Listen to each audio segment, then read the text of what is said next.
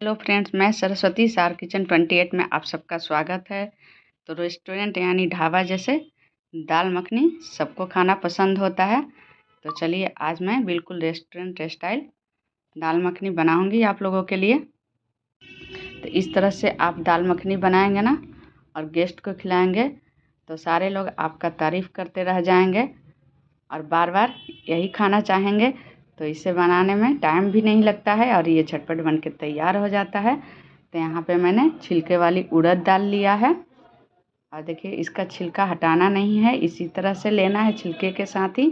तो इसे मैंने 8 से 10 घंटे के लिए भिगो के रख दिया था। अगर आपके पास कम टाइम है तो आप इसे गर्म पानी में भी भिगो सकते हैं। तो मैंने यहाँ पे 1 कप उड़द दाल लिया है, 1/4 कप चना दाल और 1/4 कप राजमा। तो यहाँ पे हम अच्छे से दाल को धो लेते हैं। तो दाल को मैंने अच्छे से धो लिया है। अब इसे हम कुकर में डाल लेते हैं पानी निकाल के। तो सारे दाल को इसी तरह से हम डालेंगे। इस तरीके से आप दाल मखनी बनाएंगे तो बिल्कुल ढाबे वाली फीलिंग आएगी घर पे। तो यहाँ पे कुछ हम खड़े मसाले भी ऐड करेंगे। तो यहाँ पे मैंने 1 तेज़पत्ता लिया है,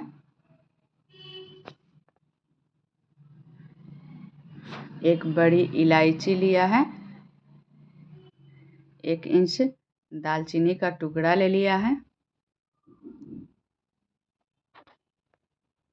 यहाँ पे 7 से 8 लहसुन की कली, इससे बहुत ही अच्छा टेस्ट आता है दाल मखनी के अंदर।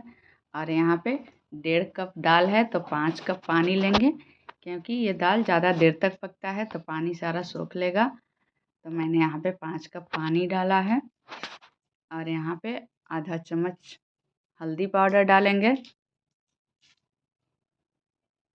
आधा चम्मच नमक डालेंगे और ढक्कन को बंद करके हाई फ्लेम पे 7 से 8 विसिल लगा लेंगे इसे। तो यहाँ पे 8 विसिल मैंने लगा लिया है और कुकर ठंडा हो चुका है।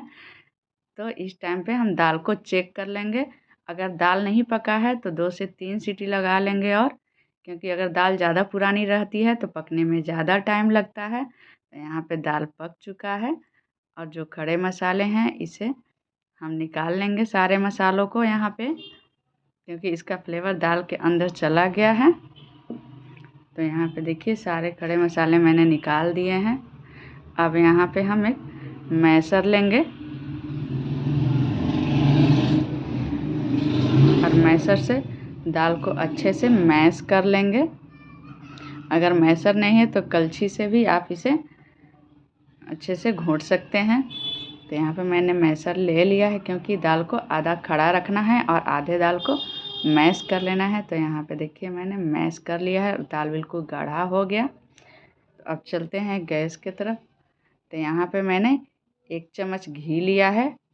आप चाहें तो यहाँ पे घी नहीं पसंद है तो बटर ले सकते हैं। दाल मखनी घी और बटर से ही अच्छा टेस्ट आता है। तो यहाँ पे मैंने 1 तेज़पत्ता लिया है, आधा चम्मच जीरा लिया है और 1 हरी इलायची ली है। इसे अच्छे से भून लेंगे। अब यहाँ पे 2 मीडियम साइज़ का मैंने प्याज बारीक बारीक काट लिया था, इसे भी डाल के अच्छे से भून लूँगी। तो प्याज थोड़ा सा कलर चेंज हो गया है।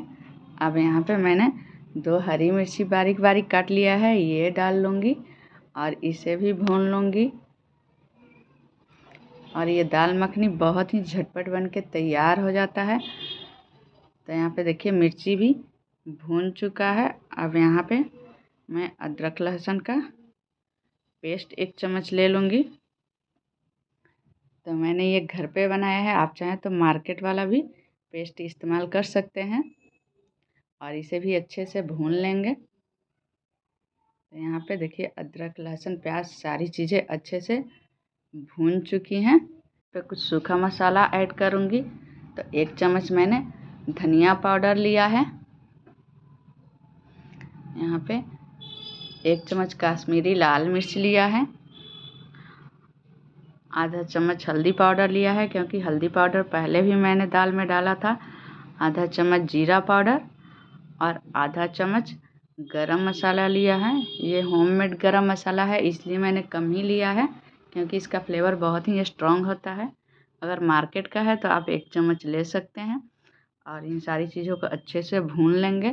तो ये मसाले भून चुके हैं। यहाँ पे मैंने टमाटर का प्यूरी लिया है। तो टमाटर अगर छोटा साइज़ का है तो 4 टमाटर लें, अगर बड़ा साइज़ का है तो 2 से 3 टमाटर लें। और यहाँ पे जार धो के थोड़ा सा पानी भी मैंने ऐड कर दिया है ताकि मसाला जले नहीं। अब इसे लो फ्लेम पे 2 मिनट के लिए ढक के छोड़ देंगे मसाला पकने के लिए। तो यहाँ पे 2 मिनट हो चुका है और देखिए मसाला अच्छे से पक चुका है। तो मसाले को थोड़ा सा और भून लेंगे। अब यहाँ पे जो दाल है उसे इसमें ऐड कर देंगे और ऐड करके इसे अच्छे से मिक्स कर लेंगे। तो देखिए कितना मिक्स करने के बाद अच्छा कलर दिख रहा है दाल मखनी का। तो इस तरफ से स्टेप बाय स्टेप आप घर में बनाएंगे ना तो बिल्कुल ढाबे वाली फीलिंग आएगी घर के बने हुए दाल मखनी में। और यहाँ पे मैंने 1 गिलास पानी ऐड किया है और कैमरे में कैप्चर नहीं हो पाया है। और यहाँ पे स्वाद अनुसार नमक डालूँगी क्योंकि नमक पहले भी मैंने डाला था। तो यहाँ पे ध्यान रखना है नमक ज़्यादा नहीं ऐड करना है। और इसे अच्छे से मिक्स कर लेंगे और 15 मिनट मीडियम फ्लेम पे दाल को पकने देंगे क्योंकि ये जितना ज़्यादा देर तक दाल पकेगा उतना ही अच्छा टेस्ट आता है दाल मखनी के अंदर। तो यहाँ पे देखिए बीच बीच में मैंने 1-2 बार ढक्कन हटा के मिक्स करते रहना है ताकि दाल जो है नीचे से पकड़े नहीं। तो यहाँ पे थोड़ा सा कस्तूरी मेथी ले ली हूँ, इससे बहुत ही अच्छा फ्लेवर आता है इसके अंदर। तो इसे अच्छे से मिक्स कर लेंगे। अब यहाँ पे मैं दूध की मलाई ली हूँ, आप चाहें तो यहाँ पे फ्रेश क्रीम यूज कर सकते हैं। तो मैं यहाँ पे दूध की मलाई का इस्तेमाल की हूँ, इससे बहुत अच्छा टेस्ट आता है। और इसे अच्छे से मिक्स कर लेंगे। तो दाल मखनी हमारा रेडी हो चुका है। तो अब ढाबे वाली फीलिंग के लिए यहाँ पे एक तड़का लगाते हैं। तो तड़का पैन को मैंने गरम कर लिया है और 1 चम्मच इसमें घी ऐड कर लिया है, आप चाहें तो बटर डाल सकते हैं। यहाँ पे मैंने आधा चम्मच जीरा लिया है और 1 लाल मिर्च लिया है, 1 पिंच हींग लिया है और यहाँ पे 2 से 3 लहसुन की कली ले ली हूँ। तो इसे ज़्यादा नहीं भुनना है, बस इसका कच्चापन ख़त्म हो जाए। और यहाँ पे आधा चम्मच कश्मीरी लाल मिर्च डाल लेंगे। और ये देखिए तड़का हमारा यहाँ पे रेडी हो चुका है। और ये देखिए कितना अच्छा कलर दिख रहा है हमारे दाल मखनी के अंदर। तो यहाँ पे बारीक कटा हुआ थोड़ा सा धनिया पत्ता डाल लेंगे। और आहा क्या खुशबू आ रहा है दाल मखनी के अंदर, लग रहा है कि अभी इसे खा लें। तो आप इसे पूड़ी पराठे रोटी नान किसी के साथ भी सर्व कर सकते हैं।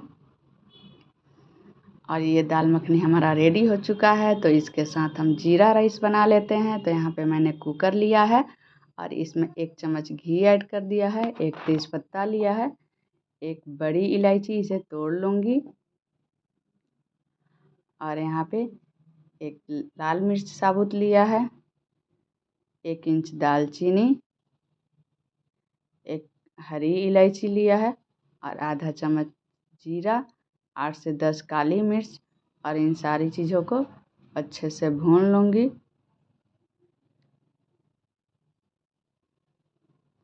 तो सारे मसाले अच्छे से भून चुके हैं। अब यहाँ पे मैंने 1 गिलास चावल लिया है। तो चावल को पहले से ही मैंने धो लिया था। तो ये लंबा वाला बासमती राइस है, इसे डाल के हम अच्छे से भून लेंगे। तो चावल यहाँ पे अच्छे से भून चुका है। तो अगर आप यहाँ पे मोटा वाला चावल ले रहे हैं तो पानी का मात्रा ज़्यादा रखिएगा। तो ये मोटा वाला चावल नहीं है। तो यहाँ पे 1 गिलास चावल है तो हम 1.5 गिलास पानी लेंगे। अगर मोटा वाला चावल है तो आप पानी यहाँ पे 2 गिलास रखिएगा।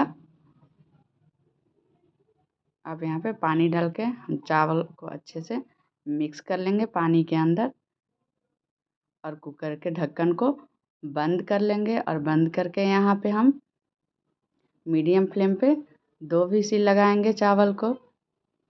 तो देखिए यहाँ पे हमारा 2 व्हिसिल लग चुका है, कुकर ठंडा हो चुका है। और ये देखिए हमारा कितना खिला खिला जीरा राइस तैयार हो गया है बनके। तो इसे बनाने में ज़्यादा टाइम नहीं लगता है। अब यहाँ पे थोड़ा सा धनिया पत्ता बारीक कटा हुआ डालेंगे।